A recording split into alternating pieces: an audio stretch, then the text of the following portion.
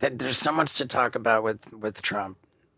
Like, you had him on your podcast. This, how much interaction with Trump had you had before that? One time, a couple times at Mar-a-Lago, one time at UFC. I think I think that's it. The interaction I had. Mar-a-Lago and UFC is our interaction. His son, one night calls and says, he says, "Hey, Barron Trump wants to have dinner with you tonight." I'm like, "Barron Trump?" He says, "Hey, he's a big fan of podcasts. Would you be open to the idea of having dinner?" I'm like, "Yeah, sure."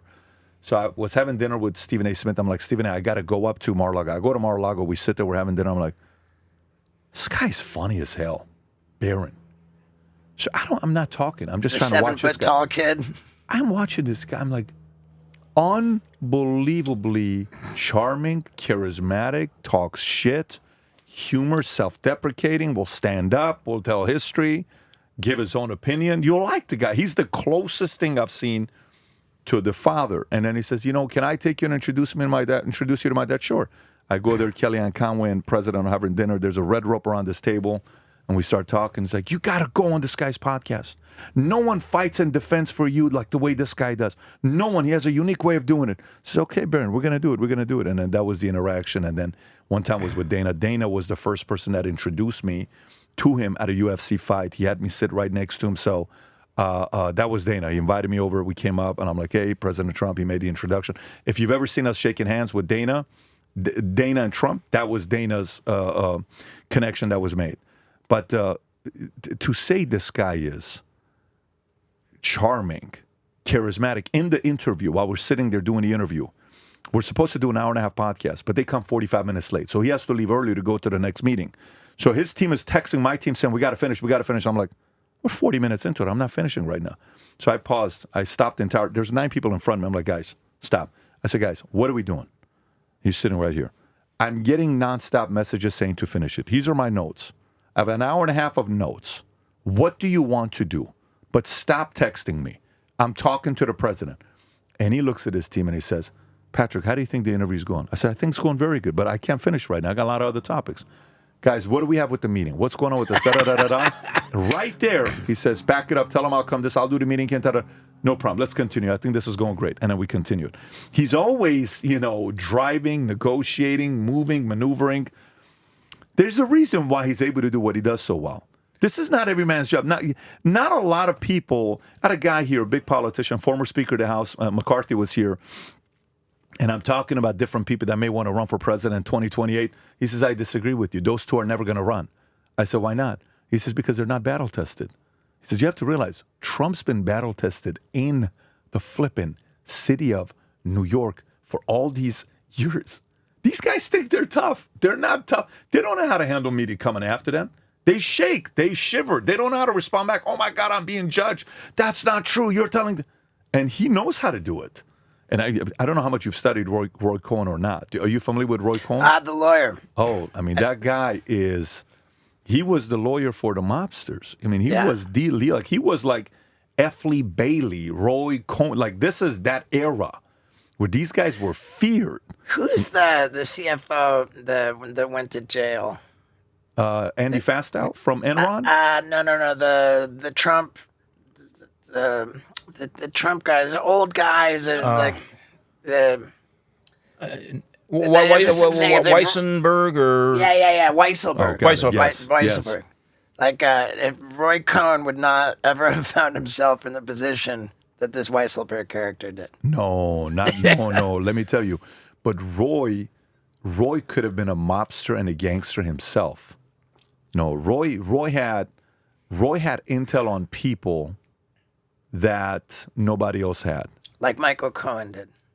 Yes, but no, Roy Cohn is here. F. Lee Bailey is here. These are the real lawyers that when the guy would see you walk in with them, they're like, "Oh, shit, nothing's getting done today."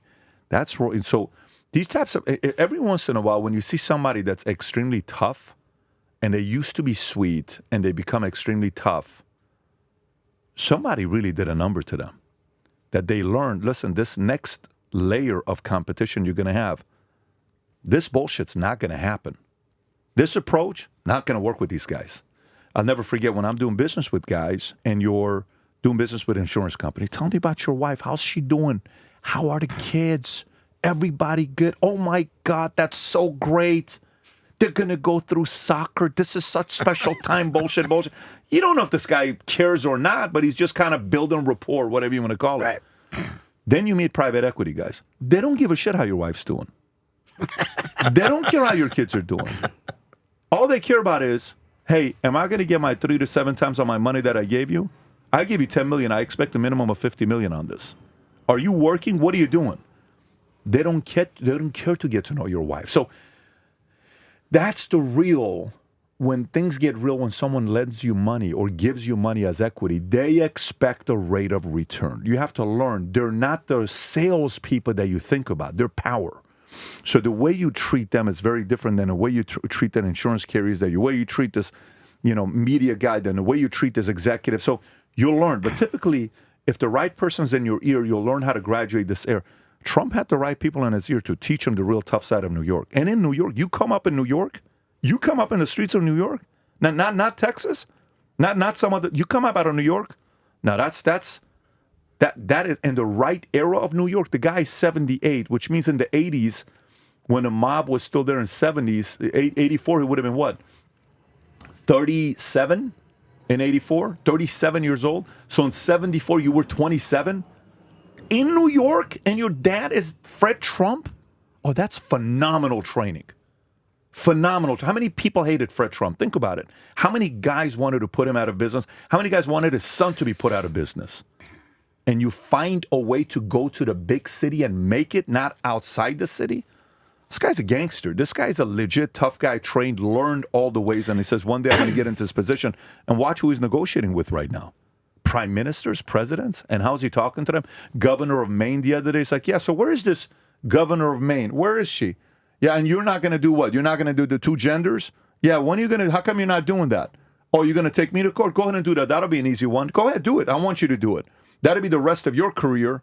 That'll be the end of your career. Go ahead and do it. I'm looking forward to seeing. Even your people in Maine, the great people of Maine, are no longer with you. You can't teach that. There is no book to say, go read How to Win Friends and Influence People, and you're going to learn how to be a Trump. It's going to say, go read How to Be a Tough Guy and Troll and Put... There is no book like that out there. There is no book like that out there. It's either... You ever seen the movie American Gangster where Denzel, as Frank Lucas, is able to watch the other boss for a few years and they're giving away turkeys and the guy has a heart attack in the what do you call it, in the furniture store? But what did he get working under him for 10 or 15 years? That's not an MBA. That's not a PhD. That's a level of education that is only one person can get, and that's you. This is a very unique upbringing he had for him to be where he's at today.